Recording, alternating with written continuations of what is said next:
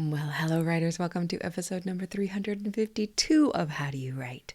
I'm Rachael Herron, thrilled that you are here with me today as I am talking to a student and a friend, Layla Khoury-Hanold, and you're going to love it. We talk about nourishing the writer that you are, the human that you are. We talk a little bit about puttering around our manuscript, the 15-minute cleanup.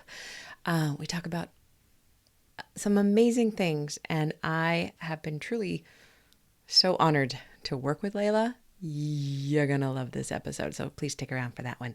What has been going on around here, y'all? Can I just have a week where nothing happens? That's maybe a couple of weeks. Nothing bad has happened. Everything good is, that's great. I love that. But we have had our sometimes dog, Patty, who we've had for the last year or so, off and on. He has come to stay for 4 days, and he and the puppy, not so much in the same room. Patty's always been an only boy, and our darling Junebug has lost all training that she ever had in the 2 weeks that we had her before Patty came to stay for 4 days.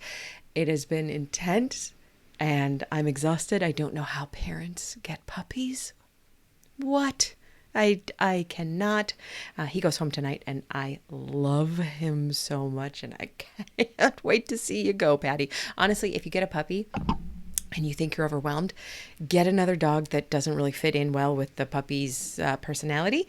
And suddenly just having one puppy is going to be so easy. So that has been a lot. But what's been lovely and also always heartbreaking is that the 90 Days to Done classes are finishing this week. And we had our last sessions yesterday, and it's always so bittersweet. I'm so chuffed to see all the work that they have done and the books that they have finished and the revising that they have done. And I don't want to lose them. I don't want to let them go. And also I know it is time for them to fly and go do their thing. And so that's going on. Next week, I just want to lie on the floor and look at the ceiling. Although next week I will I will be opening 90 Days to Done and 90 Day Revision. So if you have thought about doing that before, I was originally going to offer it in July, but now I am offering it May, June, July. So next week, I am recording this on March 30th. Do be on my writer's email newsletter list because you will be alerted when it is open. Both of those classes fill up very, very quickly, so that will be coming next week, I hope. And then I'm going to lie on the floor and look up at the ceiling for a while and just breathe. Although there will still be a puppy chewing on my hair. So we're doing a lot of training and all the things, and she's still so wonderful. Oh, little Junebug. She is just a dear heart, as is Patty. They're just not energetically aligned at this moment, except when they're outside chasing sticks. Energetic perfection is what they are. They are so cute. What else has been going on? I would like to thank 2 new patrons, actually 1 new patron and 1 up pledge, Kathy G. Oh, Kathy, I wish for you, because I know you, that you wake up with that foot healed, no boot needed, and that you are dancing at midnight asking, how did I get here? And how am I going to write about it? And V.E. Griffith, thank you, my friend. He upped his pledge to the level where I am now his mini coach, and you can ask me as many questions as you want. And I do have a bonus episode coming next week for you. V.E., I wish for you the speed of 1,000 pens rushing into battle. No, wait, 1,000 swords. No, maybe 1,000 steeds. Okay, I wish you sturdy, conquering words that do just what you need them to do when you need them to work for you. Thank you, V.E. I appreciate you. And I appreciate all y'all patrons so much. Okay, let's jump into the interview because I don't have too much of another update for you. That's it. let's get into talking to Layla. Food and lifestyle journalist Layla Khoury-Hanold has written for Food 52, Food Network, Refinery 29, the Chicago Tribune, and the James Beard Foundation. Living in 6 countries before age 15 cultivated her obsession with food, from grape leaves at her Lebanese grandma's table to escargot in Paris, haggis in Scotland, and fish cheeks in Indonesia. Prior to becoming a professional writer, she studied fashion marketing in Paris and worked as a PR assistant for Food Network, where no press release was issued without the Layla Touch. She lives with her golf pro husband, precocious daughter, and chocolate Labrador in Roanoke, Virginia.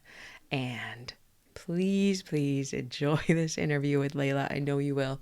She's an absolute delight.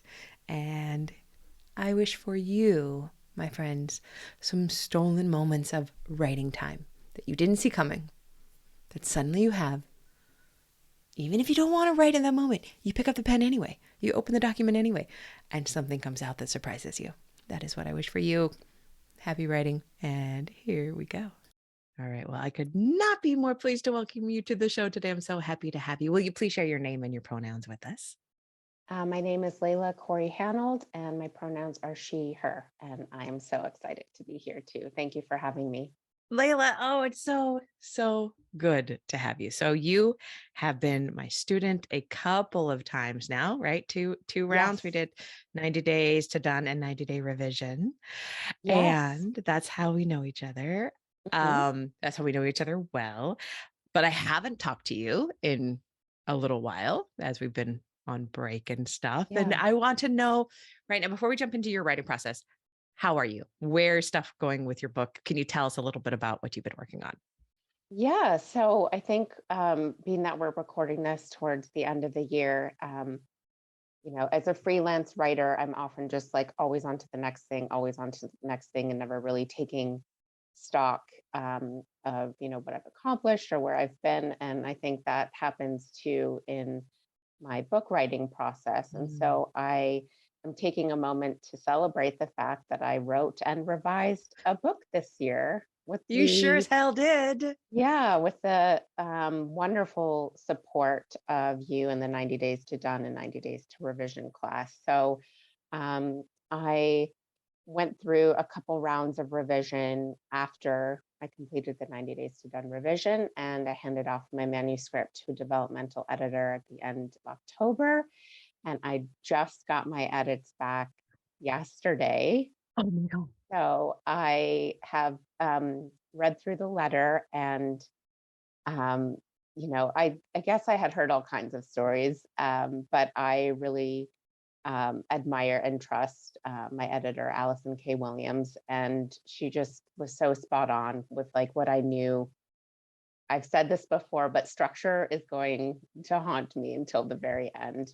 However, I think um, it was sort of like the good news is that it just needs to be organized a bit better. I think the way she put it is all the pearls are there. Now we need the string. Oh, So I take some sort of comfort in that.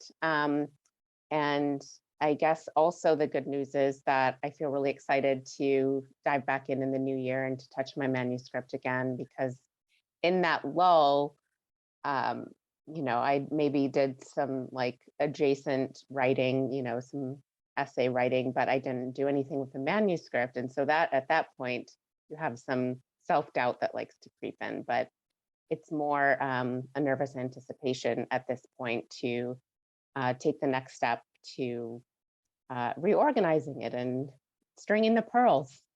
I love that we're talking to you so fresh after that nuclear Yeah. explosion of the first developmental edit with the letter and the thing. And you're standing, you're smiling, you're Yeah, excited about getting back into it. I am. Oh, that is so cool. Did she tell you anything that you didn't see coming, or for me, a lot of times developmental edit letters are like, oh yeah, I know. Yes, I agree. I couldn't agree more. What was your experience with that? It was a lot of that nodding and agreeing and yes.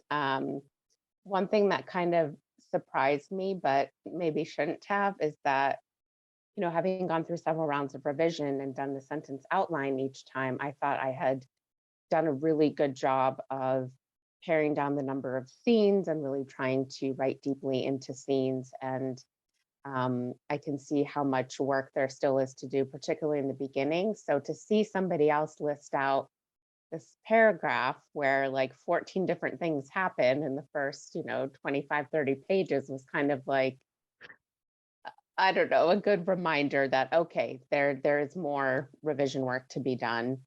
Um, and yeah, I felt that, you have told me before, I have a very lyrical yet sturdy voice, and it made me feel good to know that she thought the writing was there on a sentence level. And she said there were certain places where the language was phenomenal. And so I just, Oh, I think creatives and writers were a little bit not needy. Everyone needs a little bit of like cheerleading and validation.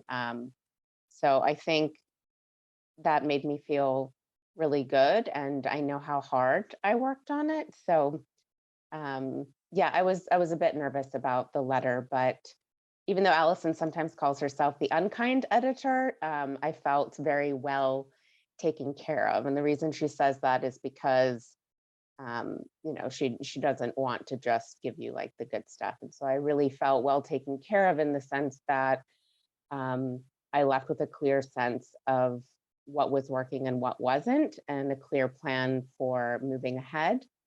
And that really speaks to my planning side and my need to sort of have some direction, or at least something else to think about and how to implement the next steps.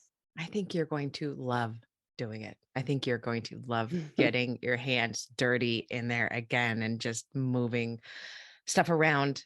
And it is so validating and important to have that outside voice who hasn't seen any part of it, who's coming to it cold and who really knows their job and knows what they're doing and can tell you that your writing is phenomenal. That is, Yeah. I I absolutely love mean, who that. doesn't get tired of hearing that, right? None of we all need more of that. Oh, Yeah. that's wonderful. Tell us a Yeah. little bit about your writing process because you are a busy human being. When and where and Yeah. how do you get it all done? So I'm a freelance food writer. I sometimes write a bit about travel, lifestyle, but mainly food. So I have, my day writing job. But what I have found most helpful is to prioritize my memoir writing and just even block off 1 hour in the morning right after I drop my daughter Ava off at school, and just really take that time. And sometimes it's helpful. I'm not like even, fully like alert and present, but just to touch the manuscript. And, like everybody, sometimes I don't feel like it. And so then there are, all the tricks that I've gleaned from other writers to get to the chair. But I find just putting the intention of putting it on my calendar, I put everything on my calendar. Um, and yeah, so I try to do it mainly first thing in the morning, um, before I get into the other writing assignments, because sometimes um, it's a lot to do interviews and reporting, especially if it's a reported feature. And just, I think I'm much more aware of the mental energy that the different types of writing take Yeah. and how to better, maybe not better, but more realistically schedule the time around that. So, um, but with that said, I have also realized that there's, this power we have as writers, which is that we get to rewrite our own narrative. And Yeah. so I used to say, if I don't write in the morning, it's not going to happen. Mm. And I have found that that's just not true. That's an old story that I like to tell myself. Oh, I love And that. there were times, in the summer where 5 o'clock is cocktail hour in our house. And so Ava gets her juice and cartoons. And if it's nice, we sit out on the porch. And so I would just not even have a drink most times. I would just take my laptop and just sort of dip in and do a little bit of work. And that felt relaxed and really enjoyable. And I found that I attached much less to the outcome, which I think has been really important for my writing process as well. Especially for a journalist. There that has got to be such a major mental shift to be able to make, because you've always dealt with little Mm. packets of pieces that you write and then you make as perfect as you can and then you release quickly. The cycle is Yes. so fast. And then to have to, I like how you put the different feelings, or I can't remember what you just said, the different feelings or weights of the different parts of writing that we do. But I've really seen you, and correct me if I'm wrong, but I've really seen you relax into this memoir in a way. Is that Mm, right? yeah, I think that's fair. I think, you know, besides feeling, really supported and, from an accountability and cheerleading standpoint with taking your classes, I think it's just been really reassuring, to know that I'm not the only, recovering perfectionist, and that it is a certain element of letting go. And um, I pick a word for the year every year, Mm, and 2022 was faith. And so just, putting the faith in myself and my yeah. writing.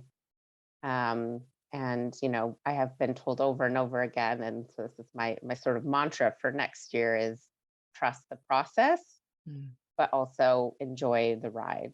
So I Mm. think there is, with that, I think it just kind of lets you relax into it a little bit more. Not always, but I think that's been a really helpful framework. Trust the process and enjoy the ride. That could literally apply to everything if we could Yeah, remember to right? make it. I just got back from this long, multi-day hike. And every morning I woke up thinking, I can't do it. And every morning I like prayed to remember that I could trust the process and enjoy the ride. And Yeah. and that can apply to making breakfast, and it can apply to writing an entire book. That is Yes. gorgeous. What is the biggest challenge that you face when it comes to writing? With that perfectionistic Mm, tendency, I think I have to remind myself that this is a different kind of writing. It's a long form project, and that I am learning to write a book while I'm doing it. And so yeah. um, I think sometimes just managing my own expectations of myself, and just giving myself a lot of grace. And, um, I love the word rejigger, which me and several of my classmates still use in our writing group. And we just, we do the best that we can. And, I think it's okay to get frustrated, but I think as long as you acknowledge that and just keep going, I think, the persistence and the faith together, is how I combat the challenge of, the critical self editor, the thinking I'm not good enough, that I'm not Mhm. doing enough, not allocating enough time or resources. So I think that's kind of an ongoing challenge, but I think, again, that's something that I think most writers grapple with. Mhm. I I would agree, most do, and it's one of those things, there aren't a lot of mosts in writing, but that is really truly one of them. Yeah. What brings you the most joy when it comes to writing? I think so much about um, trusting my intuition. And Mm. I have known since I was 10 years old that I wanted to be a writer. And I think I've always done it in some capacity. But, it's only been in the last 7 years that I've had my freelance business, and the last couple years that I've really in earnest been working on my book, but always been taking classes. I've always kept journals. I've always done, scrapbook, vacation books, that sort of thing. And so I think what brings me the most joy is when I am on the page and I am centered enough in my intuition that what comes from my heart is poured directly onto the page. And it's sort of um, this visceral feeling, or maybe like an energy reverberation. And you just know it when you're in the flow. And, Yeah. you know, we all often joke about, if we could bottle that and sell it and just live in the flow. But I think, you know, when you can tap into that, I think because it is sometimes so fleeting, it makes it all the more sweet. Mm, that is absolutely beautiful. And you are such a beautiful model of looking at a person who knows how to trust their intuition and move with that flow. So thank you for allowing me to see that as we've been working together too. Mm, Can you share a craft tip of any sort with us? yes. So this is kind of a uh, trick to get in the chair slash craft tip. Yes, please. Often, I know people set timers. And so for me, when I'm just not feeling it or I only have a short amount of time, this is another reframe, right? You don't have to set 2, 3 hours of Hmm. silent writing time. So I set a timer for 15 minutes and I do cleanup. And I think you do this as well. But I'll go through and remove explaining language. I'll look for repetitive information and just, cleaning things up helps get me back into the Mm. manuscript. But I also notice that I'm less likely to repeat information as I'm writing the first go round. And the repeating of information has been something that I just really wasn't aware of. And I think that's obviously so common in a first draft. Um, but I think that has also then strengthened my writing as a freelance journalist as well. So it's kind of a nice ripple effect. It feels like something that, pays off down the line as well. It, I love that idea of the 15-minute cleanup. And I even love the idea of just calling it that because I am always willing to tidy. Like always Yeah. willing to walk into the kitchen and just start putting, putter. I call it puttering when I'm just Yeah. putting things away and moving that to there and making sure Yes. that that's picked up. And I like to putter. And I might try that, just a 15-minute putter in the manuscript. And then you are willing to maybe do more or see things differently later. It's that trick. It's that sweet, Yeah. sweet love trick, as my friend Mona says, to get us into the Yeah. chair. That's a good Yeah. one. What is the kindest thing anyone has ever done for you in your writing career? You know, I think for me, it's all of these small acts of kindness that are always being extended to me, whether it's somebody taking an informational call to tell me about their process, how they wrote their memoir, or, you know, there are several of us from 90 Days to Done who have formed a writing Mm. group slash fan club. And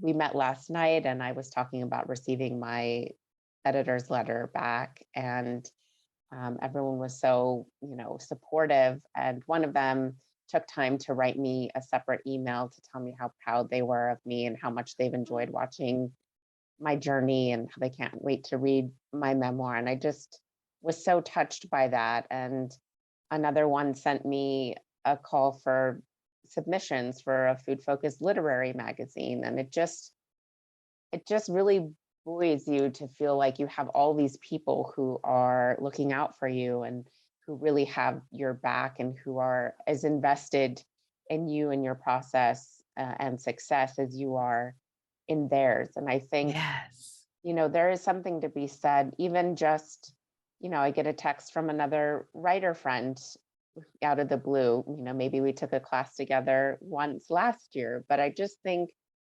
we can't underestimate these small acts of kindness that really go such a long way to building your community and really lifting you up. And I think obviously it's reciprocal in many ways. But I just am so grateful for people who take the time to drop a note or say, "Hey, I'm thinking of you," or "Here's a class you could sign up for." I just think it's really important. I think I bang on about community so much. Um, but it is specifically the writing community that does this in such a gorgeous, gorgeous way. Like we Yes. we know no one else can support us the way our writing friends can support us. It is wonderful to have the support of our family and friends Yes. who don't write, but nobody else gets us except Yep. for the other writers. Yeah. I think that's such an incredible act of kindness, is just to let someone know that they see you and to feel seen. Like, that is just such a gift. And it was something that I'd heard before your class, certainly throughout your class, and just to be on the receiving end of that and to truly understand what that means and how that sustains you as a writer. It's unbelievable. Oh, I have goosebumps. I'm just thinking about it. That is amazing. What is the kindest thing that you've ever done for yourself as a writer? I think throughout this year, I've learned to extend myself grace in the same way that I do for others. So I try to use kinder self talk. Hmm. And then I think partly being a food writer and someone who has a lot of connections of nourishment and love through food, I have started, not as regularly as I'd like, but I have started taking time to make myself a second breakfast or a lunch, Mm, and to sit down and eat something that I really want to eat, that hits, everything that I'm craving, whether it's, creamy, spicy, crunchy. Often something hot feels really, really nourishing. And I try very hard to put my phone away. If it's nice out, I'll sit out on the porch. I'll try to sit by the window otherwise. And just, I think that's such a generous act, because I think mm. it's often, especially as a mother, it's easier to think of other people's needs. And I think for me, that's just been an extension of my personal growth journey, as well as my journey as a writer, and believing that, I'm good enough. I don't need to, work myself until I'm cross-eyed. I can afford to take Mhm. 20 minutes and make myself something, really nourishing to eat. I mean, I definitely have the sad, like, lunch desk, desk lunches, and, cobbling together leftovers. But when I can do that, it feels, like a really important act of self-care and kindness. And I think my writing process is the better for it. You are particularly you're a nourishing writer, I have to say, by, Mm, me reading your work, both what I've seen in the classes and the articles that you've written that I have read and enjoyed so much. You're so good at nourishing other people, and I'm very, very glad that you nourish yourself in that way, mm. both physically and with changing that interior self-talk that is just so difficult to do. Can you tell us, um, perhaps a sentence that you might have let run through your head in the past, or maybe you'll run through your head tomorrow, that you might want to autocorrect as it goes through? Mm. That's a good one. I think, again, it comes back to, um, I haven't done enough today. Yes. Whether it's I'm not as far along in this article as I wanted to be, or, I didn't hit my word count, or I didn't crack that revision. Um, and I think, to go back to what you said about nourishing ourselves, I think all writers, to some extent, um, words are a very giving thing, and the act of writing and sharing words, inherently is nourishing somebody else. And I did a Reiki session for the first time a few weeks ago, and around the heart chakra, there was a lot of, she described it as like a weeding out of energy, and a heaviness, that she wanted it to Mm, be lighter and more clear. And knowing that I'm a writer, she said that, the act of writing and sharing your words is an act of love. mm, And when you're constantly outpouring your words and your love, that also takes a different kind of energy. So I think I just autocorrect to, I am enough. yes. Coming from a mindset of enough rather than scarcity. which I really identify with you on so many levels when we were talking Mm, about this stuff. I'm always coming from the not enough time, I didn't do enough, I'm not good enough, all of those things, but moving from a place of scarcity to that abundance, nourishment place. Can you, and I know this is very difficult to do because I didn't prep you for this, and it's a beautiful article that you wrote that you know that I love, and I will link it in the show notes for this. But can you just tell us a little bit about that idea that you had about the cup? yes.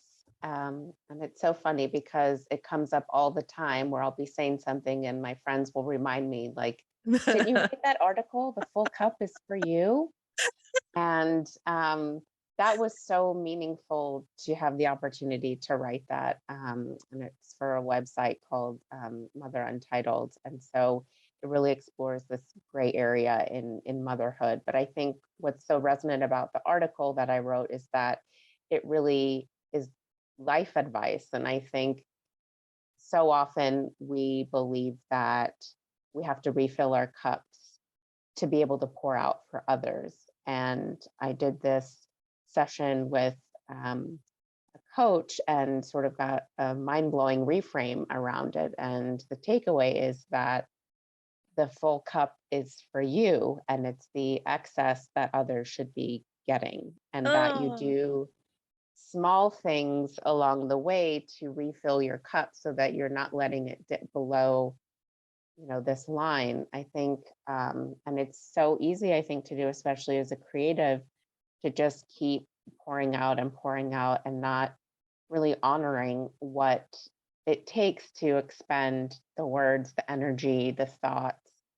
um, and so I think about it too from a writing standpoint, but I really think it's just good life advice. And yes. so, yeah, I think sometimes I still find it hard to put into practice. And then I remind myself, you do something like a spontaneous weekend getaway because it's going to fill up your cup to be with your close friends and to have that time before the holidays so that you come from a place of abundance instead of Yes. scarcity. And for a long time, those two mindsets were something that I understood intellectually, but I just didn't get it on a cellular or heart level. And so I think, um, yeah, speaking of getting to like look back, I wanted to write more personal essays this year. And so that was the first one that I wrote this year. And it was just so meaningful, because I still hear from people who read it. And I think, especially during the pandemic, just from a caretaking standpoint, Mhm. I think it applies to everyone, really. Um, so thank you for reminding me. And it's something that you have to keep practicing, I think. Daily. Yeah, daily remembering, and I'm very grateful to have remembered it today while talking to you. Yeah. Oh my goodness. Okay, so can you tell us about the best book that you read recently, and why did you love it? Oh my goodness. So well, I have lots of to be read piles, physical ones in my inbox, newsletters.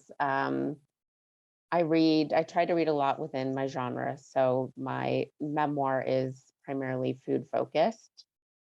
I really enjoyed a book called Savor by Fatima Ali.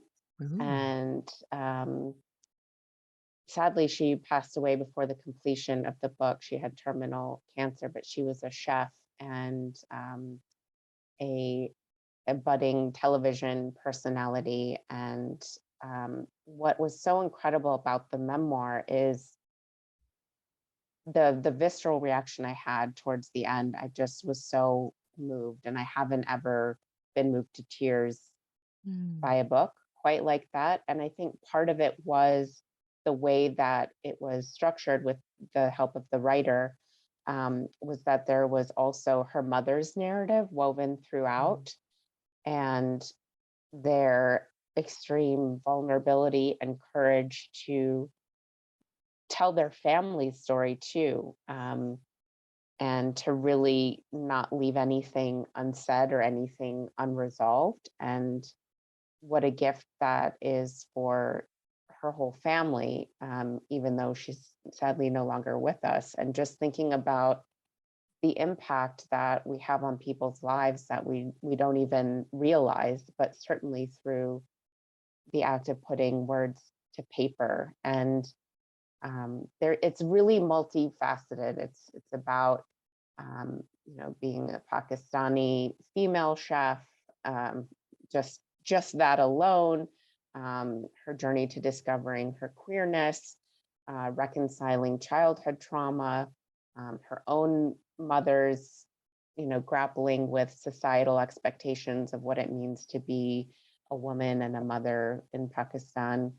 And the food writing is also just gorgeous, but that, I think I was also surprised because that wasn't even what was most resonant for me. And I think that's really the mark of a great book, is when you're able to surprise a reader in a way that also engages them on such a deep level. Um, so that one really stood out. And I do also want to give a shout out to my classmate, Maggie M., who Yes. I read Penny for Playlist. Is that the correct title? Anyway, Penny Penny for for your your playlist. playlist. Yes. Yes. Yes. Sorry, Maggie. It's But wonderful. I'm just so proud to have like witnessed a small part of her journey, and she's written this amazing debut, and it's just so Yes. sophisticated, and the fact that she's writing a series is just really incredible. And it's so exciting to see one of your contemporaries who's starting out cross the finish line and publish a book and have it in the hands of readers. And I really enjoyed reading it, and I just applaud Maggie so much for the work that she's done. Isn't that amazing? That just like Yeah, hurts my face with the smile on my face. Thank you for both of those recommendations. yeah. And tell us a little bit about your book, what it's about, if you don't mind, and Mhm. what your next steps are. So my book is on a broad level. It's about a food writer and a mother who's discovering what she's hungry for and learning to honor both her needs and her wants.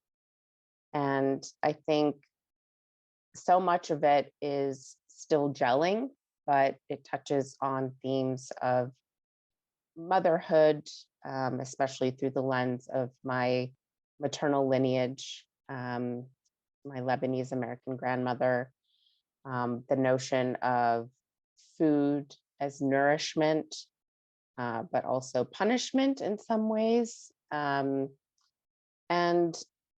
I think so much about it is reflective of this personal growth journey, which, let's be honest, we're never really done with. But I really have seen the way that I've been able to shift this mindset around thinking that, being seen and heard and valued is something that has to be earned. And I think realizing now that I am enough as I am, and it's not a luxury. And I think so much of taking that time, I mean, it's hard and it's uncomfortable to like turn that lens inward, but um, I think it's really made me a more compassionate interviewer and researcher, and certainly writer. Um, so yeah, I love what you just said. It is not a luxury. It's not a luxury, this work that you're doing. It is a need, and it yes, is a calling that you are responding to. And I'm yes. so excited to watch you go forward and then to have you again on the show when it's out and we can talk all about it then too. Thank you. If people want to find you online and find where you're writing your articles, where can that be done? You can go to my website, which is wordswithlayla.com. I'm also active on Instagram. It's words_with_Layla.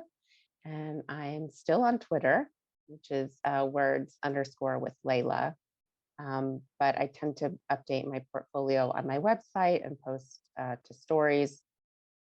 My Instagram posts are ruminations on a word. I give a definition and then give my interpretation based on what's happening in my life, in the world, or inspired by a photo. And I have found that that's a really wonderful way to connect, not just with people I know, but I think people who would also be interested in reading my book. And I know that Absolutely.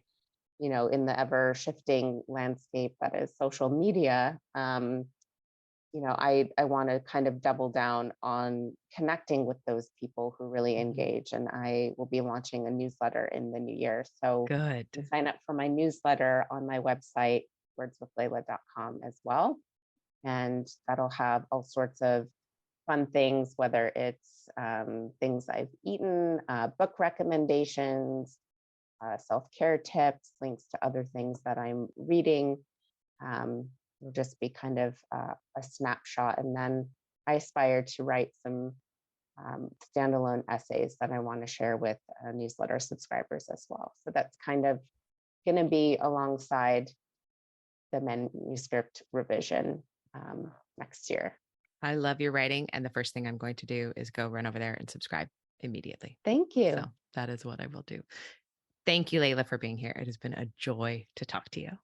Thank you so much for having me. Ditto. It's always such a pleasure. And I'm very honored. I'm such a fan. And I just am really grateful for your guidance and your support and bringing all these other wonderful writers and readers and listeners into my community too.